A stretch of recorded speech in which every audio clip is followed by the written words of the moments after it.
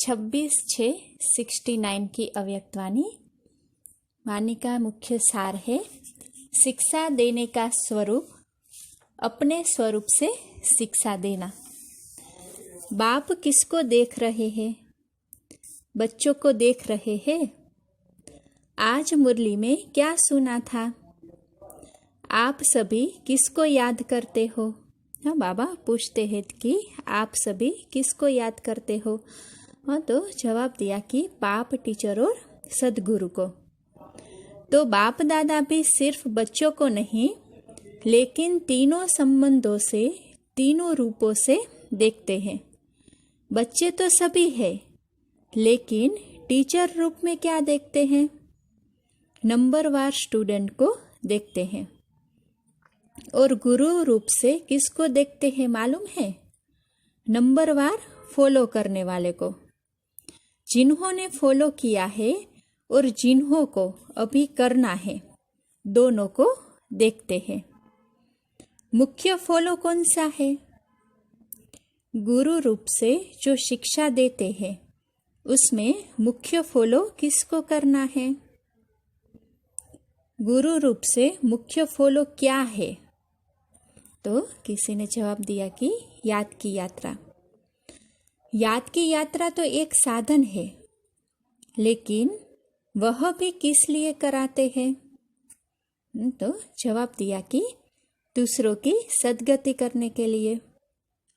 तो बाबा कहते हैं पहले अपने को क्या फॉलो करना पड़ेगा? याद की यात्रा भी किस लिए सिखाई जाती है? गुरु रूप से मुख्य फॉलो यही करना है, अशरीरी, निराकारी, न्यारा बनना। हाँ, देखो बाबा कहते हैं कि गुरु रूप से मुख्य क्या फॉलो करना है? तो अशरीरी, निराकारी और न्यारापन। याद की यात्रा भी इसलिए करते हैं कि साकार में रहते निराकार और न्यारे अशरीरी हो रहे। जब अशरीरी बनेंगे तब तो गुरु के साथ जा सकेंगे। मुख्य रूप से तो यही फॉलो कर रहे हो और करना है। टीचर का पाठ अभी चल रहा है या पूरा हो चुका है? रिवाइज कोर्स टीचर करा रहे हैं या अपने आप कर रहे हो? तो जवाब दिया कि उनकी मदद है। पढ़ाई पढ़ाते नहीं, लेकिन मदद है। रिवाइज कोर्स के लिए स्कूल से छुट्टी ली जाती है, जिसको होमवर्क कहा जाता है, लेकिन टीचर का कनेक्शन रहता है। साथ नहीं रहता, सिर्फ कनेक्शन रहता है। कनेक्शन तब तक है जब तक फाइनल पेपर हो। रिवाइज कोर्स के लिए टीचर हर वक्त साथ नहीं रहता है, तो अभी टीचर दूर से ही देखरेख कर रहे हैं।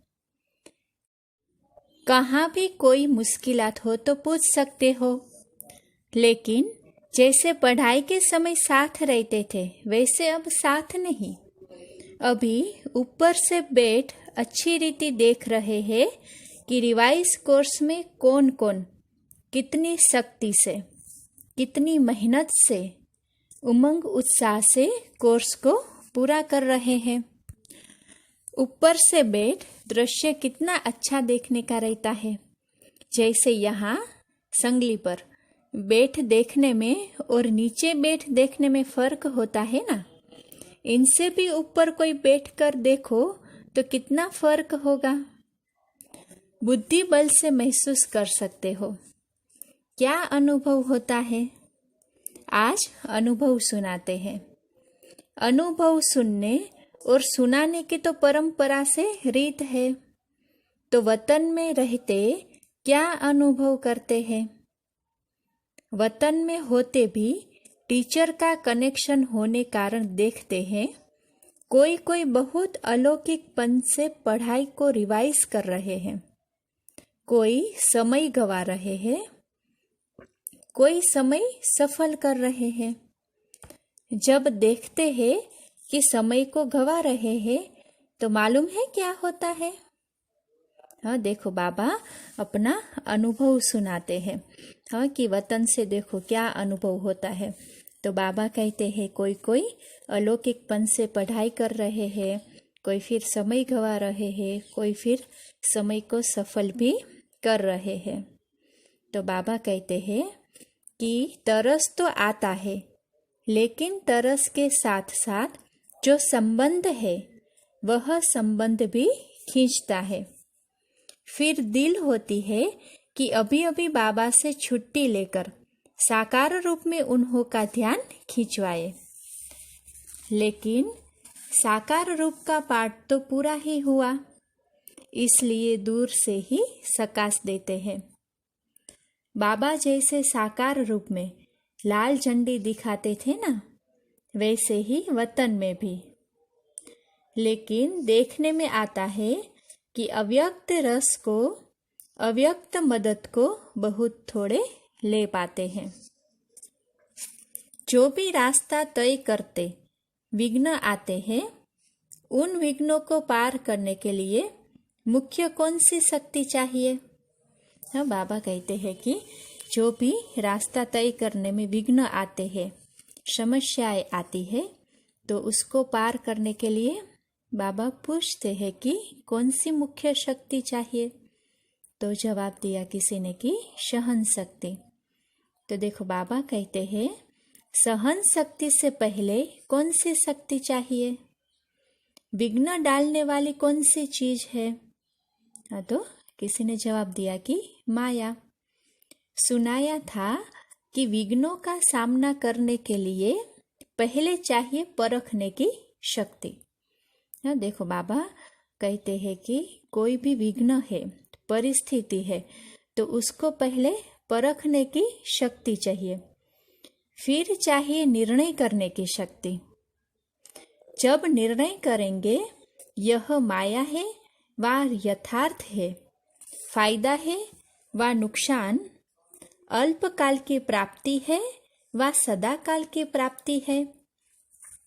जब निर्णय करेंगे तो निर्णय के बाद ही सहन शक्ति को धारण कर सकेंगे।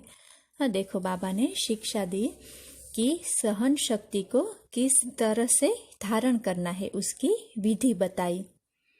पहले परखना और निर्णय करना है।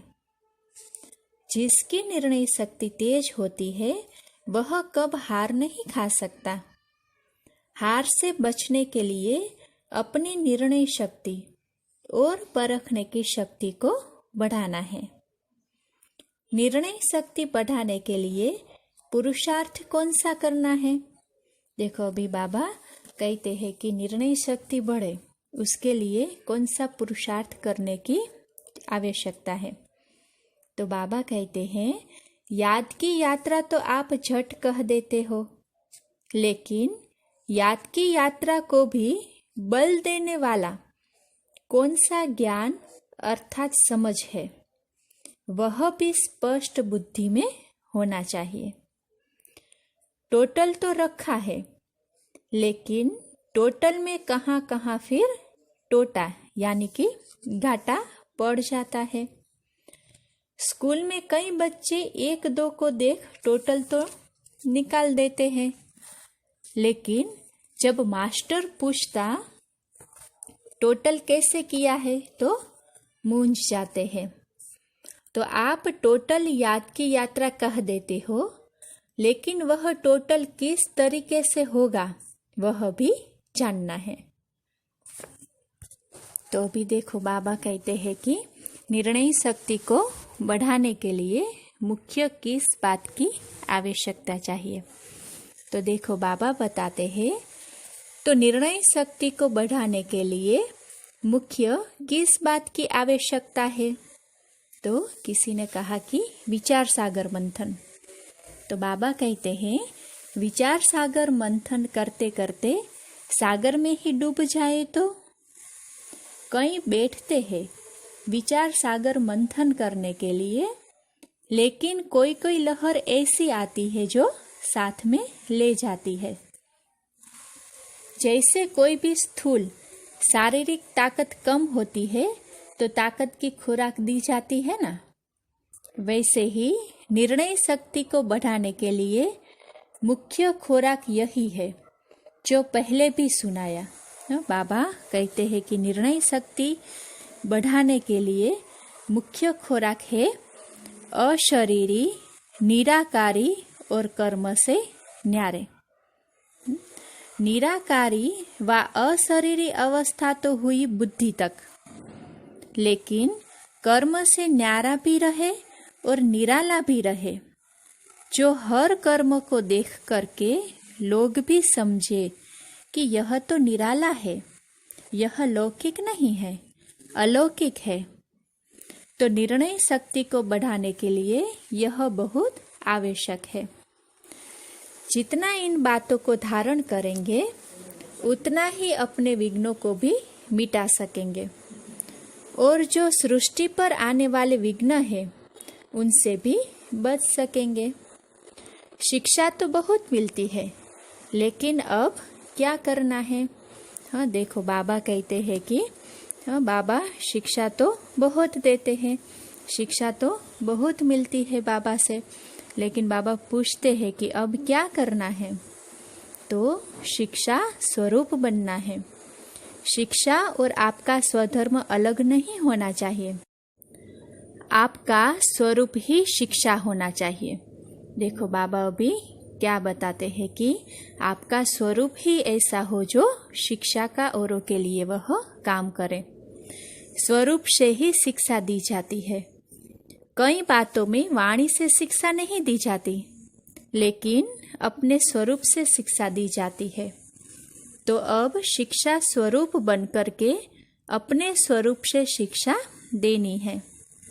शिक्षा तो बहुत मिली, कोर्स तो पूरा हुआ ना। एक प्रश्न पूछा था कि अब जो बाप दादा अन्य तन में आते हैं तो जैसे साकार रूप में मुरली चलाते थे वैसे ही क्यों नहीं चलाते हैं? क्या वैसी ही मुरली नहीं चला सकते हैं? क्यों भाषा बदली, क्यों तरीका बदला? ऐसे प्रश्न बहुतों को उठते हैं।